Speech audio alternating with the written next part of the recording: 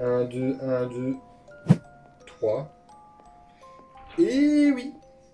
Et j'ai la tristesse de vous annoncer que je viens tout juste de vous piéger. Vous venez d'être victime de mon tout premier prank. Car ce n'est en aucun cas un micro. C'est tout simplement ma zapette pour les LED. Et comme vous pouvez le voir, la caméra cachée est juste là. Salut, ça va? Aujourd'hui, je suis très excité. Ouais. Car dans cette vidéo, je vais vous raconter 3 histoires vraies qui, encore actuellement, restent inexpliquées. Je dis bien inexpliquées. J'espère sincèrement que vous êtes bien installés, car ces 3 histoires sont complètement dingues.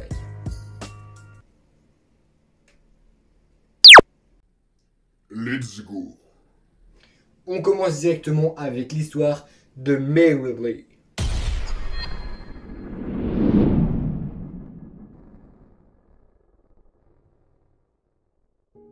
Je vous avoue que l'histoire de ce sanatorium est plutôt macabre. Dans les années 1940, cet endroit était un hôpital qui soignait les malades atteints de la tuberculose. Mais les traitements réservés aux patients étaient assez douteux. Entre 5000 et 8000 patients seraient décédés, et seulement 5% s'en seraient sortis. 5% qui est un chiffre extrêmement faible, on est d'accord. Les méthodes employées n'étaient pas spécialement recommandées, et les patients subissaient des traitements plutôt bizarres. De plus, ils devaient payer leurs propres frais de repatriement chez eux. Et en plus de ça, ils devaient payer le prix de leur cercueil. Alors que de base, si tu te rends à l'hôpital, c'est pour être soigné. Les corps des patients qui ne survivaient pas à ce fameux traitement étaient jetés dans un trou, puis retirés du bâtiment par un tunnel. Beaucoup de gens disent que les esprits des patients errent toujours actuellement dans les couloirs de l'hôpital.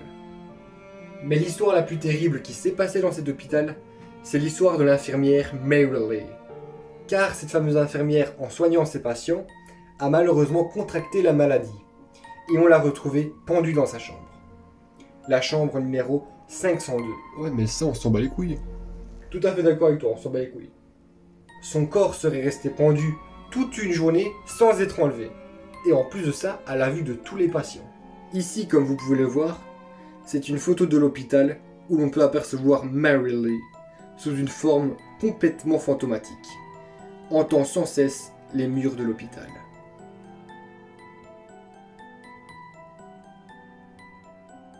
Personnellement, je la trouve pas mal pour une première histoire, en sachant que cette photo n'est pas truquée. C'est une vieille photo des années 1940. À quel moment on pourrait retoucher ou bien photoshopper des photos de cette époque?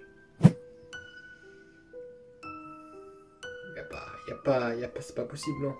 Si vous avez trouvé que cette histoire est complètement folle, n'hésitez pas à rester pour voir les 2 autres histoires. Et on enchaîne avec la deuxième histoire, qui est l'histoire d'Elisa Lam.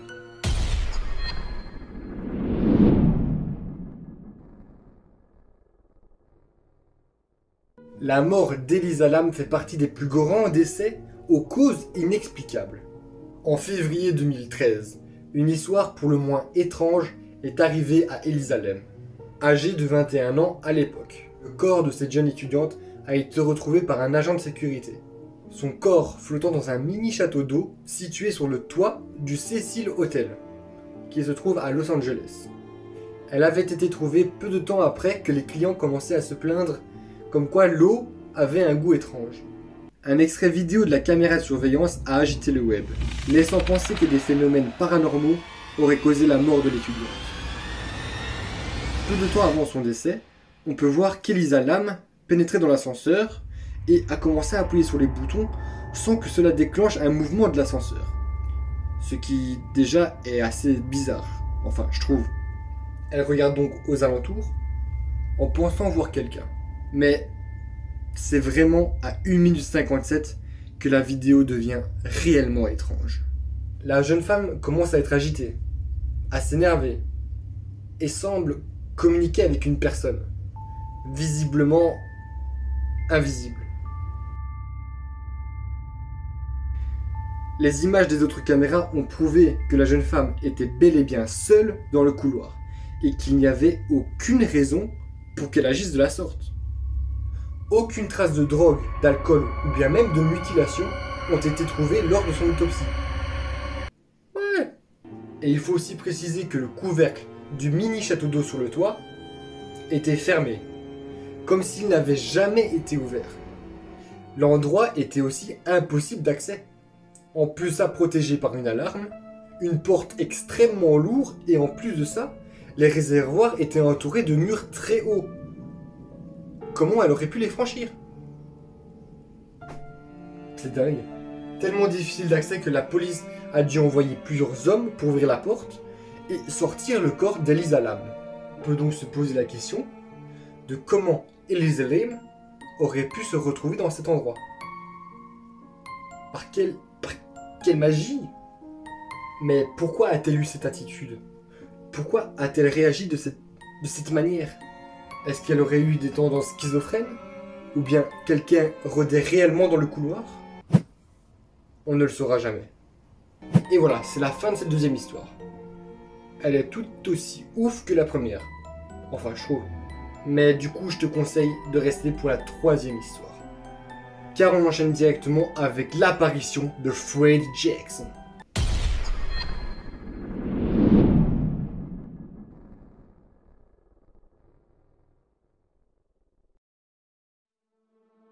En 1919, Freddie Jackson était mécanicien aéronautique de la Royal Air Force à Lee-on-Solent, en Angleterre. Je trouve qu'il n'y a aucun souci avec mon accent. Il a malheureusement été tué par un propulseur d'avion alors qu'il tentait de le réparer. C'est triste pour lui. RIP. 2 jours plus tard, tous les membres de l'escadrille se rendent aux funérailles de Freddie Jackson. À leur retour, l'officier Victor Goddard décide de faire une photographie de toute l'équipe de choc prête au combat. Et au développement du négatif, c'est la stupeur générale. Le visage de Freddie Jackson apparaît derrière l'un de ses anciens camarades, et ce, sur toutes les copies distribuées aux membres de l'équipe. Toute l'escadrille est bel et bien d'accord sur le fait que c'est le visage de Freddie Jackson, mort 2 jours plus tôt.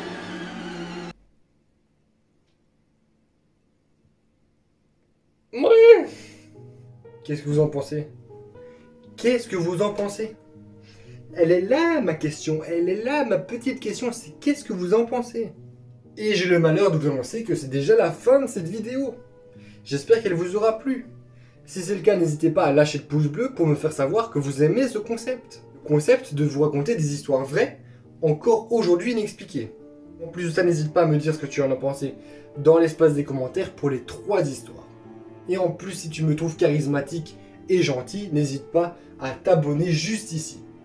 Sans oublier la cloche de notification, juste derrière, c'est super important. Et tu le sais très bien.